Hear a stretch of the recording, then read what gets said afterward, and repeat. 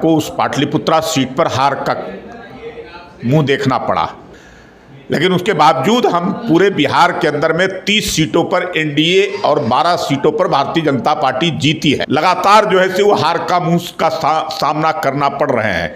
आने वाले समय में भी जब विधानसभा का चुनाव होगा उसमें लालू परिवार का नेस्तनाबूत हो जाएगा। जनता में नाराज़गी रामकृपाल यादव से ये था कि हमें जनता के बीच में वो नहीं आते थे, हमारी समस्याओं को वो सुनते नहीं थे, जिनसे जान पहचान रहता था उनसे वो मिलते थे और उसके बाद वो भूल जाते थे। जैसे कि बहुत से जगह पे मैंने भी देखा है कि गरीब बूढ़ी है, औरत है, वो जाके मिल रही है कि बउआ हमरा कुछ कर दो, लेकिन वो इग्नोर कर देते थे। तो क्या इसी का असर रहा है कि आज किसी न किसी कारण से जो लोग जिन मीसा भारती को जिताने का काम किए हैं, आप देखेंगे 6 महीना आते आते उन सबको पछताना पड़ेगा कि रामकृपाल यादव जैसा सरल स्वभाव का व्यक्ति।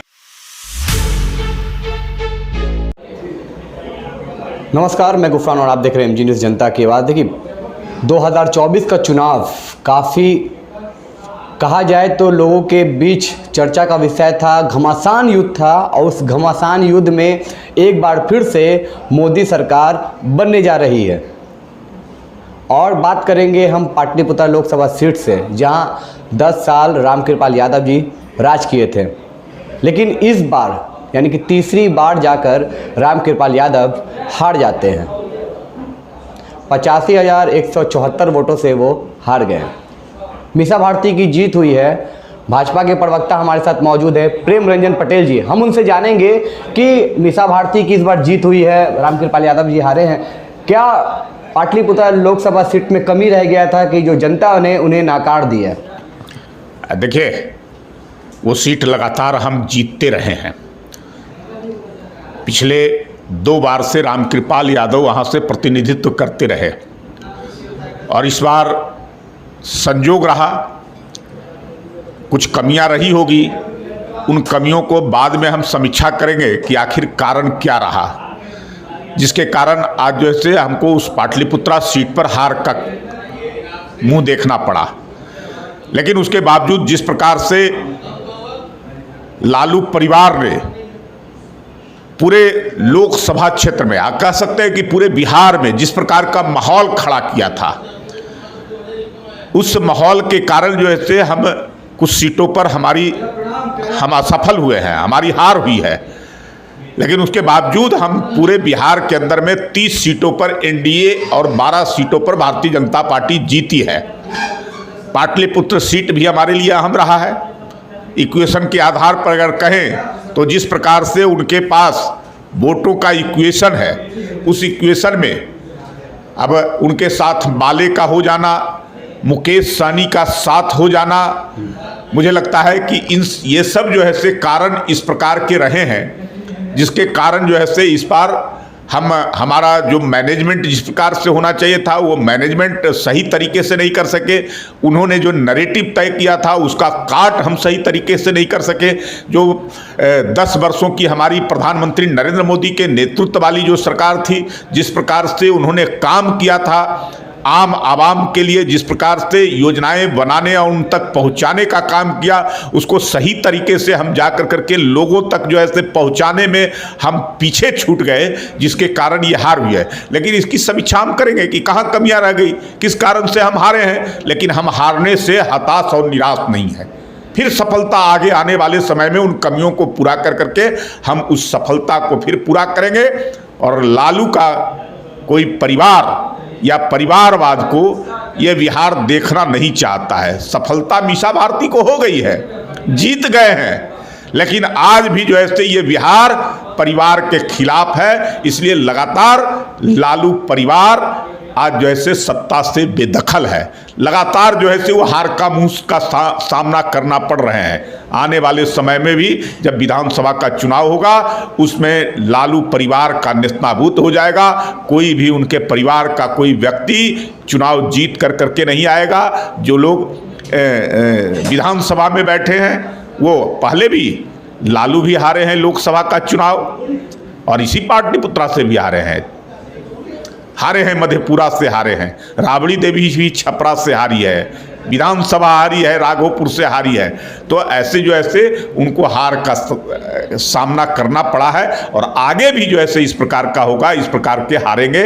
मुझे लगता है कि इस जीत से बहुत उत्साहित होने का आरजेडी को आवश्यकता नहीं है। जब आने वाला विधानसभा चुनाव में उनको बिहार की जनता सबक सिखाएगी तो उनको पता चल जाएगा कि एकाध सीटों पर किसी कारण से या हमारी कमियों के कारण जो ऐसे वो जीत गए हैं, तो इससे जो ऐसे बहुत मुगालते में न रहे। जनता में नाराज़गी रामकृपाल यादव से ये था कि हमें जनता के बीच में वो नहीं आते थे, हमारी समस्याओं को वो सुनते नहीं थे, जिनसे जान पहचान रहता था उनसे वो मिलते थे और उसके बाद वो भूल जाते थे। जैसे कि बहुत सी जगह पे मैंने भी देखा है कि गरीब बूढ़ी है, औरत है, वो जाके मिल रही है कि बउआ हमरा कुछ कर दो, लेकिन वो इग्नोर कर देते थे। तो क्या इसी का असर रहा है कि वो पीछे रह गए? रामकृपाल यादव सरल स्वभाव के और व्यक्तित्व के धनी और जिस प्रकार से लोगों से मिलना जुलना, ये अपने आप में मिसाल है कि रामकृपाल यादव एक ऐसे जनप्रतिनिधि हैं जो एक एक के सुख दुख में सहभागी बनते हैं।